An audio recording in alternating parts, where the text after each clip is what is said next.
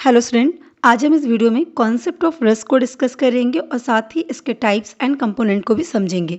तो चलिए स्टार्ट करते हैं। सबसे पहले बात हम करेंगे रिस्क की। देखिए, ये जो रिस्क का टर्म है ना, ये हम सब यूज़ करते हैं अपनी लाइफ में, है ना। आपने कहा सुना होगा या आपने कहा भी होगा कि भाई ये काम नहीं करेंगे, ये तो बहुत रिस्की काम है ना, इसमें रिस्क बहुत ज़्यादा है, ये काम नहीं करना है, या इस काम को करते हैं इसमें कोई रिस्क नहीं है। तो आप जनरली रिस्क वर्ड को यूज़ करते रहते हैं। अब ऐसे समझिए कि अगर आपका कोई फ्रेंड है, आपसे पैसे मांगता है, तो आप उस फ्रेंड को जान रहे हो तो कहते हैं नहीं भाई, ये इसको पैसे देना रिस्की है, इसको पैसे नहीं देंगे। क्यों?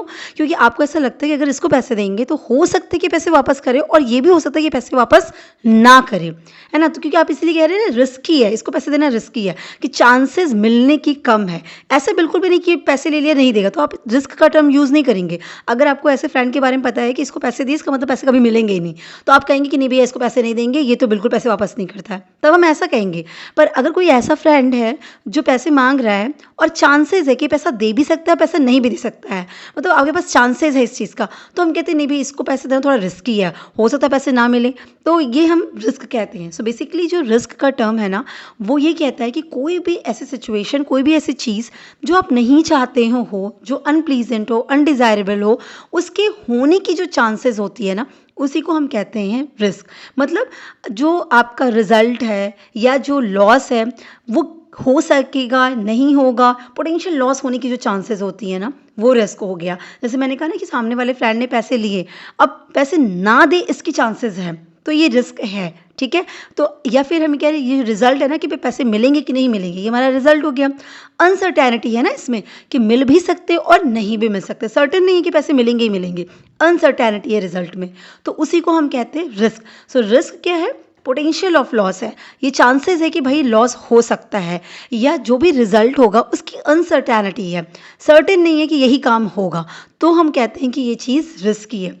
अब अगर हम इन्वेस्टर पॉइंट ऑफ व्यू से बात करें, तो रिस्क का क्या मतलब हो गया?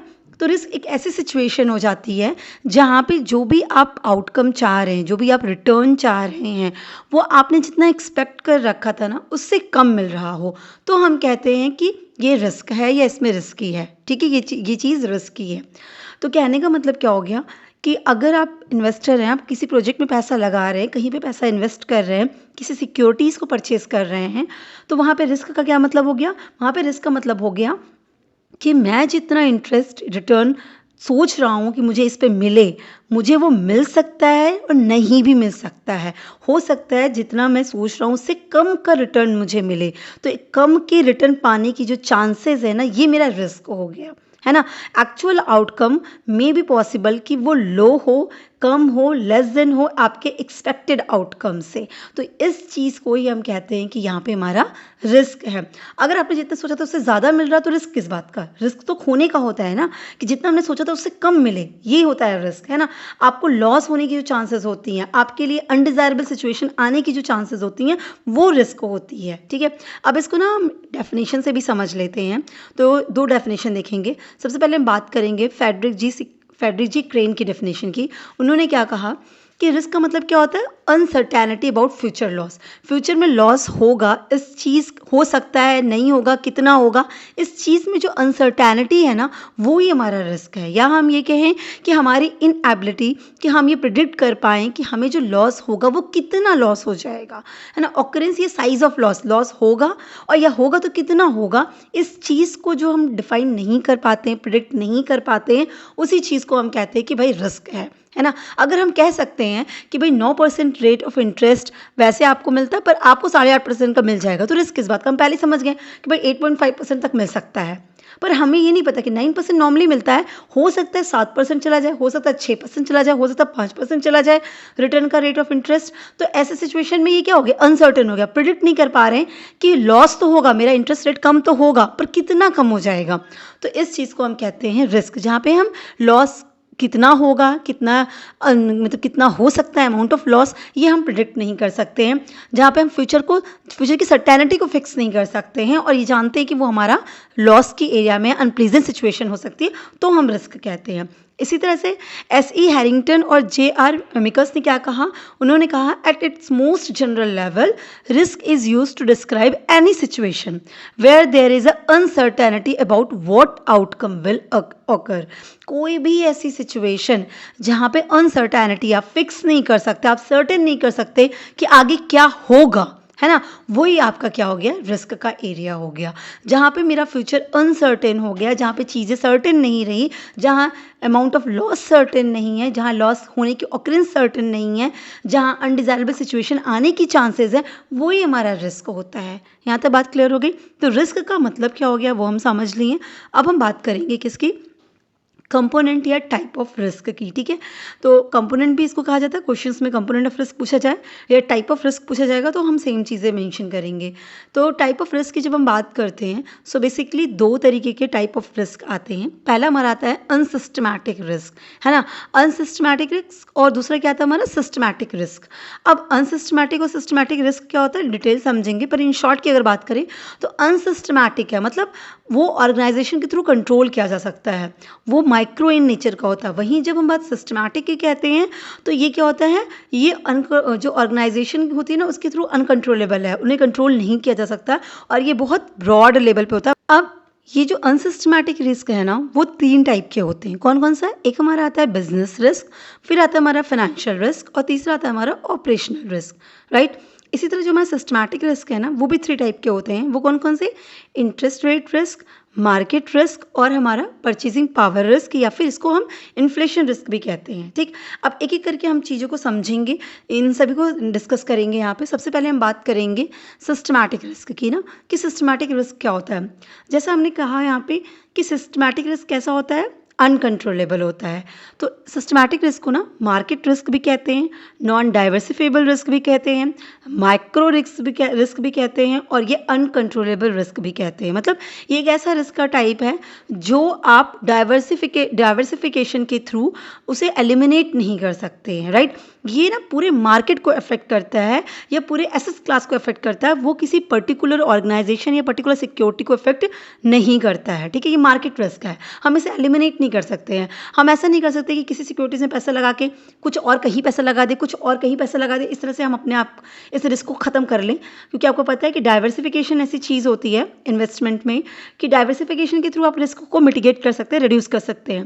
लेकिन जो सिस्टमैटिक रिस्क होता है ना, ये एक ऐसा रिस्क होता है कि जिसको आप डाइवर्सिफिकेशन के थ्रू इसको आप रिड्यूस नहीं कर सकते, इसीलिए इसको नॉन डाइवर्सिफेबल रिस्क भी कहा जाता है, राइट। सो यहाँ पे क्या होता है, ये जो रिस्क होता है बेसिकली ये ओवरऑल रिस्क होता है जो इंटायर मार्केट में होता है। ठीक है, इन्हें मतलब ये क्या होता है, मार्केट की वजह से ये रिस्क होता है।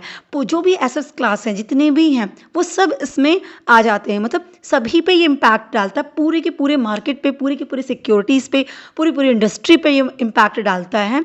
ये ऐसा नहीं है किसी स्पेसिफिक कंपनी या स्पेसिफिक इंडस्ट्री से ही रिलेटेड है। जैसे फॉर एग्जांपल कि मान लीजिए कि गवर्नमेंट अभी मान लीजिए कि ऐसे होता है कि पेट्रोल या डीजल की प्राइसेस बहुत ज़्यादा हाइक कर जाती हैं, बहुत बढ़ जाती हैं।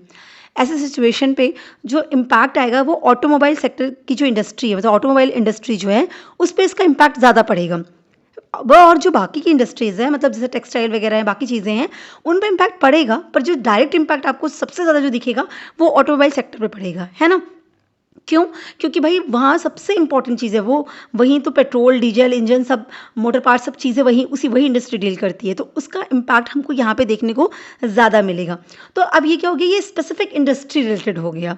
लेकिन जो सिस्टमैटिक रिस्क हो गया वो ऐसा नहीं होता है कि इस इंडस्ट्री रिलेटेड हो जाता है कि नहीं बस इसी इंडस्ट्री को ज़्यादा इम्पैक्ट डालेगा, इसी इंडस्ट्री पे रिलेटेड करता है, वो ये चीज़ नहीं होती है, वो ओवरऑल सबको करेगा। कोई भी इंडस्ट्री हो, वो टेक्सटाइल हो, वो आपकी ऑटोमोबाइल सेक्टर हो, वो फार्मास्यूटिकल सेक्टर हो, वो कोई भी इंडस्ट्री हो, वो सब पे इम्पैक्ट डालेगा। तो वो किसी कंपनी, किसी इंडस्ट्री, किसी पर्टिकुलर सिक्योरिटी से रिलेटेड नहीं होता है, वो ओवरऑल रिस्क होता है, उसी को हम कहते हैं सिस्टमैटिक रिस्क, राइट। यहाँ पे बात क्लियर हो गई। सो ये कैसे आता है, ये जो राइज होता है वो होता है मार्केट की वजह से, इंडस्ट्री के नेचर की वजह से, इकोनॉमी की वजह से।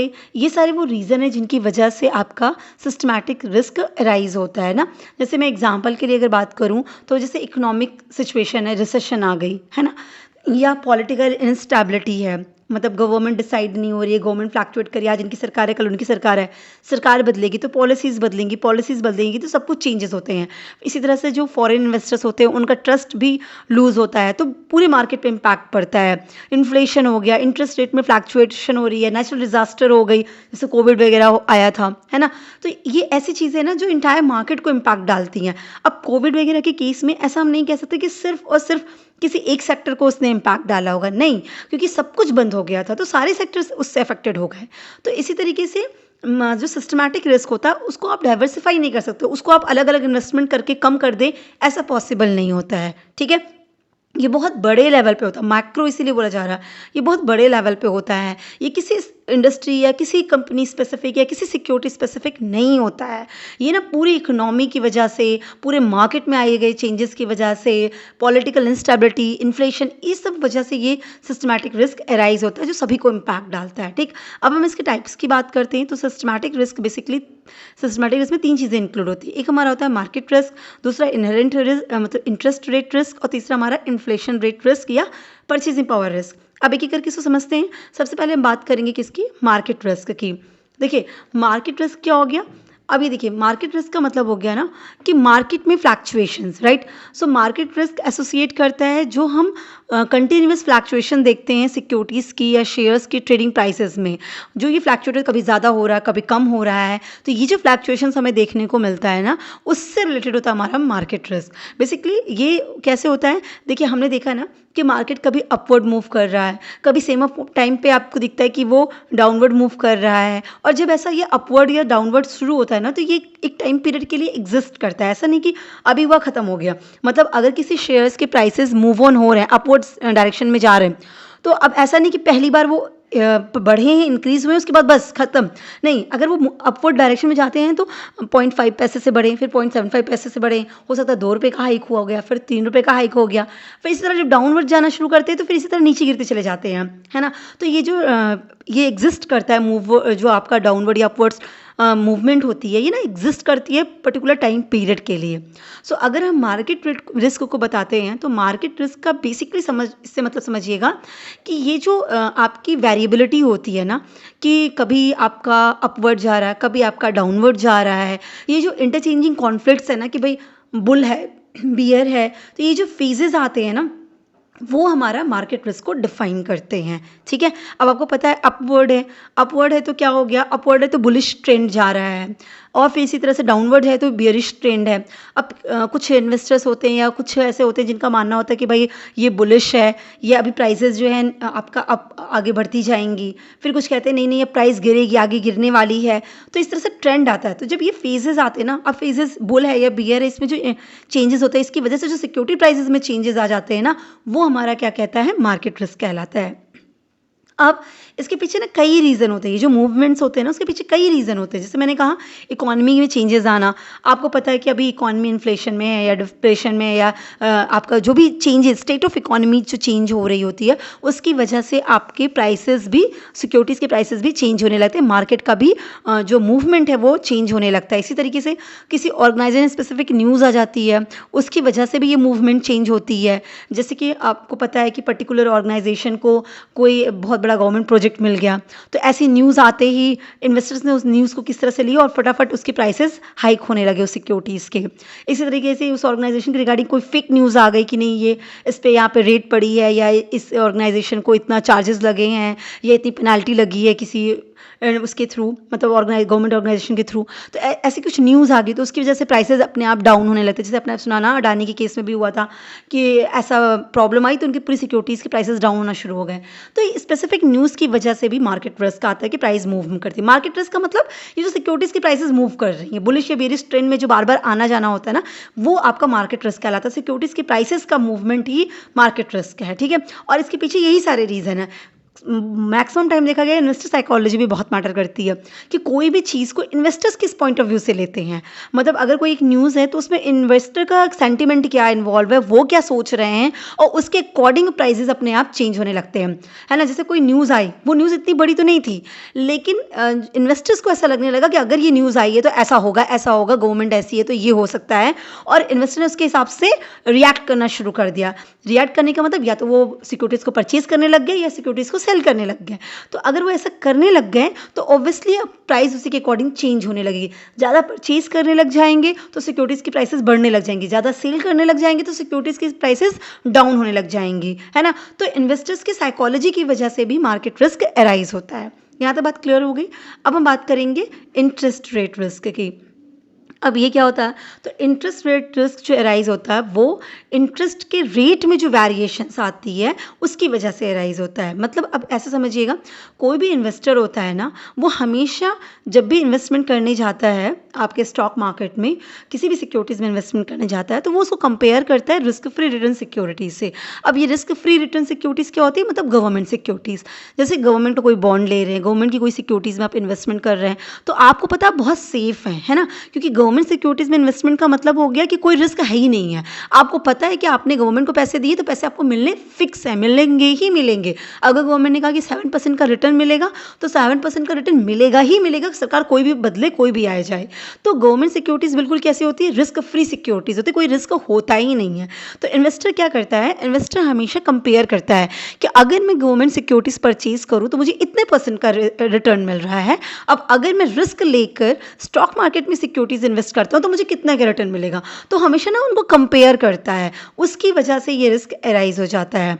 तो अब अगर इंटरेस्ट रेट जो है आपका इंक्रीज़ करता है तो एक्सपेक्टेड रिटर्न जो होती है इन्वेस्टर्स की पर्टिकुलर इन्वेस्टमेंट में वो भी इंक्रीज़ कर जाती है। जैसे मान लीजिए गवर्नमेंट बॉन्ड है या गवर्नमेंट कोई सिक्योरिटीज़ है, उसका rate of interest government issue कर रही है 8% से, ठीक है। तो अब बीइंग एन इन्वेस्टर मुझे पता है कि अगर मैं ये अपना पैसा गवर्नमेंट की सिक्योरिटीज़ पे लगाऊं तो मुझे 8% का रिटर्न मिलने वाला है, तय है, बिल्कुल फिक्स है, कोई रिस्क नहीं है इसमें, ठीक। पर अगर मैं यही पैसा मार्केट में लगा दूं, सिक्योरिटीज़ परचेज कर लूँ, स्टॉक मार्केट में लगा दूं, तो मुझे रिटर्न कितने का मिलेगा। तो आप बताइए आप क्या चाहेंगे कि भाई अगर मैं स्टॉक मार्केट में लगाने जा रहा हूँ तो या तो मैं रिस्क ले रहा हूँ, प्राइस क्योंकि मूवमेंट होती है, मार्केट रिस्क यहाँ पे इन्वॉल्व होता है। तो यहाँ तो हो सकता है कि प्राइसेस अपवर्ड जाएँ, डाउनवर्ड जाएँ। तो अगर मैं यहाँ पर पैसा लगाऊंगा तो यहाँ मैं रिस्क लूँगा। अगर मैं यहाँ रिस्क लूँ तो मैं क्या सोचूंगी कि 8% का रिटर्न रहे या उससे ज़्यादा रहे। बट ऑब्वियस सी बात है, आप चाहेंगे कि बिना रिस्क के अगर मुझे 8% का रिटर्न मिल रहा है तो और मैं रिस्क लेनी जा रही हूँ तो मुझे इससे ज़्यादा का रिटर्न मिलना चाहिए।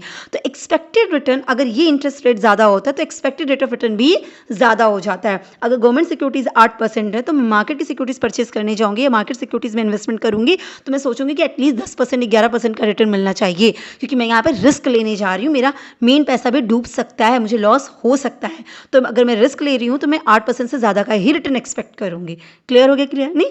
तो ये जो इंटरेस्ट रेट रिस्क अराइज होता है ना, उसके पीछे कारण क्या होता है, एक तो गवर्नमेंट सिक्योरिटीज़ की जो रेट ऑफ इंटरेस्ट है उसमें जो राइज या फॉल होता है। अगर गवर्नमेंट सिक्योरिटीज़ के इंटरेस्ट रेट डाउन कर रहे हैं तो बट ऑब्वियस सी बात है एक्सपेक्टेड रेट ऑफ रिटर्न जो इन्वेस्टर्स का होगा वो भी, अगर हमें पता है गवर्नमेंट सिक्योरिटीज़ में इन्वेस्ट करें, हमें 5% का रिटर्न मिल रहा है बिना रिस्क के, और हमें मार्केट में 7-8% का रिटर्न मिल जाए तो हम कहेंगे चलो ले लेते, रिस्क ले लेते, 3-4% का भी हमें चांसेस है इंक्रीज़ करने का। तो आपकी गवर्नमेंट सिक्योरिटीज़ पे क्या इंटरेस्ट रेट चेंजेस हो रहे हैं वो इम्पैक्ट डालेंगे आपके मार्केट सिक्योरिटीज़ के इंटरेस्ट रेट के एक्सपेक्टेड रिटर्न पे। क्लियर है। इसी तरीके से इसका दूसरा रीज़न क्या हो गया, डिमांड ऑफ रेट। मतलब वही जो मैंने आपसे बताया कि अगर आप गवर्नमेंट सिक्योरिटीज़ के इंटरेस्ट रेट में कुछ भी अप एंड डाउन होगा तो जो हमारे अल्टरनेटिव सोर्सेज हैं, जो सिक्योरिटीज़ जिसमें हम स्टॉक मार्केट में इन्वेस्ट करने जा रहे हैं, वहाँ के डिमांड जो होगी रेट ऑफ रिटर्न की वो चेंज हो जाएगी। और यही दो कारण होते हैं हमारे इंटरेस्ट रेट रिस्क के आने के, ठीक। वहाँ रेट बढ़ा, गवर्नमेंट सिक्योरिटीज़ का रेट बढ़ा तो मेरा भी डिमांड क्या हो गया, एक्सपेक्टेड रेट ऑफ रिटर्न क्या हो जाएगा, हाई। उनका डाउन हो जाएगा तो हम भी यहाँ पर डाउन कर लेंगे। तो इसकी वजह से भी हमारा रिस्क आता है, और ये एक ऐसा रिस्क है जिसको आप चेंज नहीं कर सकते हैं। ये तो ऑब्वियस सी बात है, पूरे मार्केट पे इन्वॉल्व हो जाएगा, किसी स्पेसिफिक इंडस्ट्री, आप ऑटोमोबाइल सेक्टर पे करो, फार्मास्यूटिकल करो, टेक्सटाइल पे सिक्योरिटीज़ पे इन्वेस्टमेंट करो, किसी भी इन्वेस्टमेंट करो, आप कंपेयर किससे करोगे, गवर्नमेंट सिक्योरिटीज़ के रिटर्न से। तो वो कैसा हो गया, ये ओवरऑल रिस्क हो गया, इसीलिए इसको क्या कहा जा रहा है, सिस्टमैटिक रिस्क के अंदर रखा गया है। यहाँ तक बात क्लियर हो गई। थर्ड देखते हैं, थर्ड है हमारा इन्फ्लेशन रिस्क या परचेजिंग पावर रिस्क। अब ये क्या होता है, देखिए परचेजिंग पावर मतलब खरीदने की जो शक्ति होती है, तो पैसे की शक्ति होती है ना, 10 रुपये कितना सामान खरीद सकता है, 100 रुपये कितना सामान खरीद सकता है। आपने हमेशा सुना होगा कि पहले के 1 रुपये की वैल्यू इतनी ज़्यादा थी, पहले हम 100 रुपये में इतना खरीद लेते थे, आज 100 रुपये लेके जाओ कुछ भी नहीं मिलता है, ऐसा कहते हैं ना। तो वो क्या हो गया, उस 100 रुपीज़ की पावर है, परचेजिंग पावर, कि वो कितना परचेज कर सकता है। तो परचेजिंग पावर रिस्क बेसिकली क्या होता है, ये जो परचेजिंग पावर की अनसर्टेनिटीज़ है ना, कि आप जब इन्वेस्टमेंट करते हैं तो आपको पैसा रिसीव होगा फ्यूचर फ्यूचर में। अब वो जो पैसा आपको रिसीव होगा, उस पैसे की परचेजिंग पावर की अनसर्टेनिटीज़ को ही हम परचेजिंग पावर रिस्क कह रहे हैं कि अगर हमको 1 साल के बाद पैसा मिलने वाला है, 1000 रुपये लगाया और 1500 मिलने वाला है, तो ये जो एक्स्ट्रा 500 है, वो उसकी वैल्यू कितनी रहेगी? मतलब 1000 में जो हम आज खरीद सकते हैं, पता चला वही 1 साल के बाद आपको 1500 में खरीदने को मिल रहा है, तो कुछ आपको रिटर्न मिला क्या? नहीं मिला। तो परचेजिंग पावर की जो अनसर्टेनिटीज़ है ना, वो हमारा परचेजिंग पावर रिस्क कहलाता है। अब ये रिफ़र करता है हमारे इन्फ्लेशन और डिफ्लेशन के इम्पैक्ट पे से, है ना? इन्फ्लेशन या डिफ्लेशन जो है इन्वेस्टमेंट जो आपकी इकोनॉमी पे है, उसका जो इम्पैक्ट हमारे इन्वेस्टमेंट पे पड़ता है ना, उसी की वजह से कि हमारा रिस्क अराइज़ होता है। अब इसका मतलब समझिएगा कि अगर इन्फ्लेशन रेट बहुत ज़्यादा रहता है ना, तो आप जो भी इन्वेस्टमेंट कर रखे हैं उसकी जो कैपिटल वैल्यू है वो रिड्यूस हो जाती है। इसी वजह से इसको इन्फ्लेशन रिस्क भी कहा जाता है ना? अब ऑब्वियस सी बात है कि अगर इन्फ्लेशन रेट जो है, आपने जो इन्वेस्टमेंट किया है उससे जो रिटर्न मिलने वाला है, उससे ज़्यादा तेज़ से इन्फ्लेशन रेट बढ़ रहा है, तो बट ऑब्वियस सी बात है, आप जो परचेजिंग पावर है उस पर्टिकुलर इन्वेस्टमेंट वैल्यू की, वो क्या हो जाएगी? वो डाउन हो जाएगी, है ना? जैसे मैंने कहा कि 1000 रुपये आपने इन्वेस्ट किया और 2 साल के बाद मान लीजिए आपको 1500 रुपीज़ मिल रहे हैं, पर अगर इन्फ्लेशन का रेट बहुत स्पीड से बढ़ा है, तो 1000 रुपये के समान ही 2 साल के बाद आपको 1500 रुपये में मिलने वाले हैं। तो ऐसे सिचुएशन में आपने कुछ नहीं अर्न किया, आपको कोई रिटर्न नहीं मिला। कहने को तो 1000 का 1500 मिल गया, 500 रुपये का फ़ायदा मिला, पर एक्चुअली परचेजिंग पावर आपकी डिक्लाइन कर गई है। तो 1000 की ही चीज़ आप 1500 में खरीद पा रहे हैं, तो कुछ भी नहीं मिला। तो वो चीज़ कह रही है इन्फ्लेशन रिस्क या परचेजिंग पावर रिस्क को। ठीक है, एक एग्जांपल से इसको समझिए तो और अच्छे से क्लियर होगा कि मान लीजिए आपने 1 लाख रुपए इन्वेस्ट किया एफडी में और जो आपको 6% का इंटरेस्ट रेट दे रही है, मतलब आपका रिटर्न का रेट 6% है। 1 साल के बाद आपको कितना मिलेगा? 1 लाख पे 6000 रुपये का इंटरेस्ट मिलेगा, आपको टोटल 1,06,000 रुपये मिलने वाले हैं। पर अगर इन्फ्लेशन रेट 1 साल के बाद 7% का हो जाएगा, तो क्या हो जाएगा? तो बेसिकली 1 लाख की चीज़ को आपको कितना मिलेगा? 1,07,000 में आप खरीद सकते हैं, जबकि आपका जो पैसे का इन्वेस्टमेंट था वो आपको 1 साल के बाद 1,06,000 दे रहा है। आप उसी सामान को जो आप 1 लाख में अभी खरीद सकते थे, 1 साल के बाद आपको 1,07,000 में खरीदने को मिल पाएगा। और आप जो इन्वेस्टमेंट किए उससे आपको सिर्फ 1,06,000 आ रहा है। इसका मतलब आपको 1% का नुकसान हो गया, आपको कोई रिटर्न नहीं मिला, है ना? इसी को कहते हैं इन्फ्लेशन रिस्क। यहाँ तक बात क्लियर हो गई? अब हम बात करेंगे नेक्स्ट की, जो कि है हमारा अनसिस्टमैटिक रिस्क। ठीक है, अब ये क्या चीज़ होता है पहले हम इसे समझेंगे। देखिए, तो ये रिफ़र करता है एक ऐसे रिस्क को जो पर्टिकुलरली कंपनी से रिलेटेड होता है, पर्टिकुलरली किसी इंडस्ट्री से रिलेटेड होता है, किसी स्पेसिफिक एसेट से रिलेटेड होता है। ये सब पे एप्लीकेबल नहीं होता है, ये अनसिस्टमैटिक है ना, इसको हम डाइवर्सिफाई कर सकते हैं। ठीक है, तो अनसिस्टमैटिक रिस्क जो होता है वो बेसिकली किसी भी ऑर्गेनाइजेशन के इंटरनल फैक्टर्स की वजह से होता है ना? मतलब जैसे अब एग्जाम्पल के लिए अगर मैं बोलूँ तो जैसे कंपनी की मैनेजमेंट अच्छी नहीं है ना? सप्लाई चेन डिस्टर्ब है या डिस्ट्रप्शंस है ना? या फिर लेबर की स्ट्राइक्स है, प्रोडक्ट का रिकॉल है, लीगल लाइबिलिटीज़ है। ये पर्टिकुलर इंडस्ट्री टू बिलोंग करता है या पर्टिकुलर कंपनी टू कंपनी अलग हो सकता है। तो ये ना, ये कंपनी वाइज है। ठीक है, मतलब इस तरह का जो अनसिस्टमैटिक रिस्क होता है ना, वो डिपेंड करता है उस पर्टिकुलर कंपनी पे कि उसमें है या नहीं है। ये सारे मार्केट को अफेक्ट नहीं करने वाला है, ये सिर्फ स्पेसिफिक उस इंडस्ट्री, उस कंपनी या उस सिक्योरिटी से रिलेटेड हो सकता है। ठीक है, इस रिस्क को हम क्या कहते हैं? मार्केट के मूवमेंट से कभी भी रिलेट नहीं करते हैं, और इसीलिए हम इसे कहते हैं क्या, कि इसे इन्वेस्टर कंट्रोल कर सकते हैं अपने पोर्टफोलियो को डाइवर्सिफाई करके। ये बिल्कुल माइक्रो नेचर का होता है ना, क्योंकि ये पर्टिकुलर ऑर्गेनाइजेशन को ही अफेक्ट करेगा, सबको अफेक्ट करने नहीं जा रहा है। ये पर्टिकुलर सिक्योरिटीज़ को अफेक्ट करता है, किसी और को अफेक्ट नहीं करेगा। ठीक है, तो अगर इन्वेस्टर जो है चाहे तो इसे कंट्रोल कर सकता है, अपने रिस्क को ख़त्म कर सकता है। कैसे ख़त्म कर सकता है? अपने पोर्टफोलियो को डाइवर्सिफाई करके। मतलब क्या हो गया कि अलग अलग एसेट्स को अलग अलग कंपनीज़ में, अलग अलग इंडस्ट्रीज़ में इन्वेस्टमेंट करके हम इस रिस्क को रिड्यूस कर सकते हैं, क्योंकि ये रिस्क तो अराइज होगा पर्टिकुलर कंपनी को। तो अगर हमने किसी और भी कंपनी की सिक्योरिटीज़ परचेज कर रखी है तो हमारा ये रिस्क कम हो सकता है। अगर मान लीजिए यहाँ नुकसान हुआ तो हो सकता है वहाँ फ़ायदा हो, तो हमारा ओवरऑल फ़ायदा हो जाएगा, है ना? तो इस तरीके से हम इस रिस्क को डाइवर्सिफाई कर सकते हैं। That is our unsystematic risk. अब अनसिस्टमैटिक रिस्क में क्या क्या इंक्लूड होता है? तो इसमें हमारा आता है बिजनेस रिस्क, फाइनेंशियल रिस्क और हमारा ऑपरेशनल रिस्क। अब एक एक करके समझेंगे। सबसे पहले हम बात करते हैं बिजनेस रिस्क की।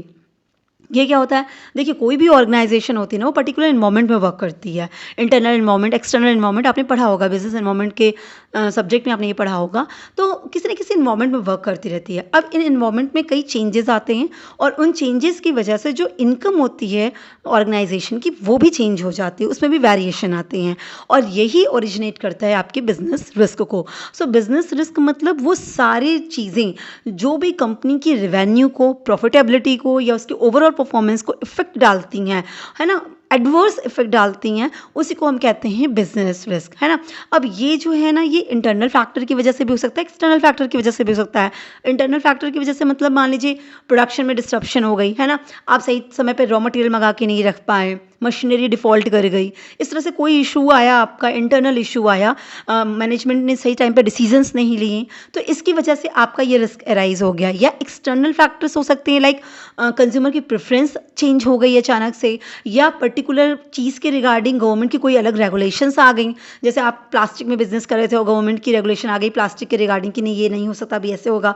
तो इस तरह से भी चीज़ें आ गई, एक्सटर्नल फैक्टर है तो वो आपको रिस्क आ गया, आपकी आपकी रिवेन्यू, आपकी प्रॉफिटेबिलिटी, आपकी परफॉर्मेंस डाउन होगी। या कॉम्पिटिटर्स की पॉलिसी चेंज हो रही है, कॉम्पिटिटर्स ने आपकी क्या पॉलिसी अडॉप्ट कर ली, उसका इम्पैक्ट आप पे पड़ जाता है। तो इस तरह के रिस्क को हम क्या कहते हैं, बिजनेस रिस्क कहते हैं। ये इंटरनल एक्सटर्नल दोनों तरह की हो सकती है। यहाँ तक बात समझ में आई। सो बिजनेस रिस्क मतलब ऐसा रिस्क जिसकी वजह से कंपनी के रेवेन्यू, कंपनी की प्रॉफिटेबिलिटी, उसकी परफॉर्मेंस पे इम्पैक्ट पड़ता है। ठीक है, वो जिस इन्वायरमेंट में वर्क कर रही है उस इन्वायरमेंट में कोई भी चेंजेस होगा तो उसका इम्पैक्ट उसके प्रॉफिट पे, उसके रेवेन्यू पे पड़ेगा ही पड़ेगा। ठीक, और जब ये आपका जो ये इम्पैक्ट है वो एडवर्स पड़ता है ना, तो वो हमारा बिजनेस रिस्क की तरफ कन्वर्ट हो जाता है। यहाँ तो बात क्लियर हो गई। अब हम बात करेंगे फिनेंशियल रिस्क की। फिनेंशियल रिस्क क्या होता है?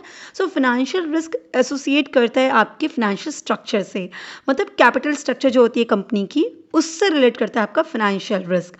ठीक है, किसी भी कंपनी का फाइनेंशियल स्ट्रक्चर कैसे है, उसका कैपिटल स्ट्रक्चर क्या है। कैपिटल स्ट्रक्चर का मतलब हो गया कि वो फंड कहाँ से राइज किए हैं, वो ओन फंड रखे हैं जिससे बिजनेस चला रहे हैं, या बोरोड फंड रखे हैं, या ओन्ड एंड बोरोड दोनों फंडों का मिक्सिंग किए हैं, इंटरनल सोर्सेज ऑफ फाइनेंसिंग है। वो क्या तरीका है जिसके बेसिस पे आपने अपना फाइनेंशियल स्ट्रक्चर मेंटेन किया है जिससे आप बिजनेस करते हैं। ठीक है, तो जब आपकी ऑर्गेनाइजेशन हाई डेप्ट यूज़ करती है, या मैं ये कहूँ कि जो आपका कैपिटल स्ट्रक्चर है उसमें डेप्ट इक्विटी का एक अच्छा ऑप्टिमल मिक्सिंग होनी चाहिए ना, डेप्ट और इक्विटी का प्रोपोर्शन बिल्कुल करेक्ट फॉर्म में होना चाहिए। अगर वो करेक्ट फॉर्म में नहीं हुआ, डेप्ट का प्रोपोर्शन ज़्यादा कर देती हैं, तो फाइनेंशियल रिस्क अराइज हो जाता है और कंपनी को ये फेस करना पड़ता है।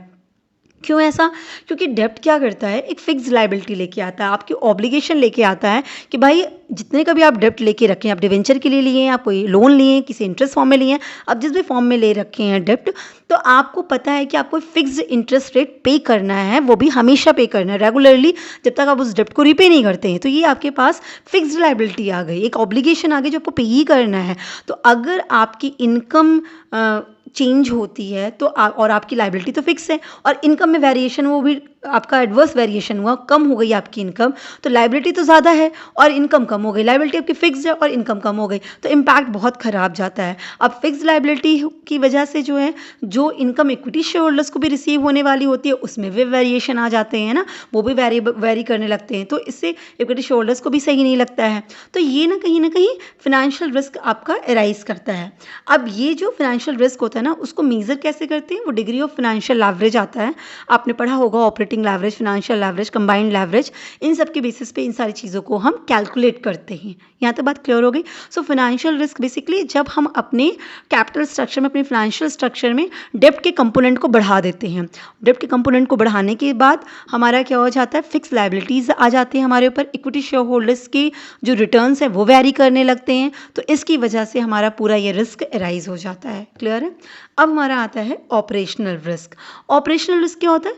ऑपरेशनल रिस्क मतलब कोई भी फैक्टर जिसकी वजह से आपकी कंपनी के डे टू डे ऑपरेशन पे कोई भी इम्पैक्ट पड़ रहा है, एडवर्स इम्पैक्ट पड़ रहा है, तो उसको हम ऑपरेशनल रिस्क कहते हैं, है ना। जो भी फैक्टर्स आपकी वर्किंग को इम्पैक्ट कर रहे हैं, आपके काम को, जो आप जिस भी कंपनी से बिलोंग कर रहे हैं उस कंपनी का जो डेली का काम है वो काम करने में इम्पैक्ट आ रहा, तो हम उसको ऑपरेशनल रिस्क कहते हैं।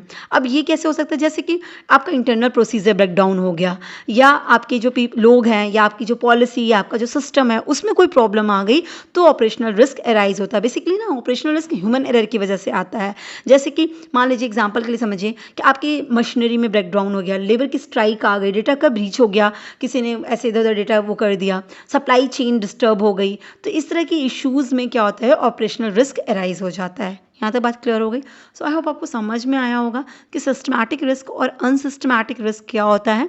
हम किस रिस्क को अपने पोर्टफोलियो को डाइवर्सिफाई करके चेंज कर सकते हैं, रिड्यूस कर सकते हैं, और किस रिस्क को रिड्यूस नहीं किया जा सकता है। माइक्रो क्या है, मैक्रो रिस्क क्या है, डाइवर्सिफेबल रिस्क क्या है, नॉन डाइवर्सिफेबल रिस्क क्या है, ये सब इसके निकनेम हैं सिर्फ। ठीक है, so wish you all the best. Thank you so much.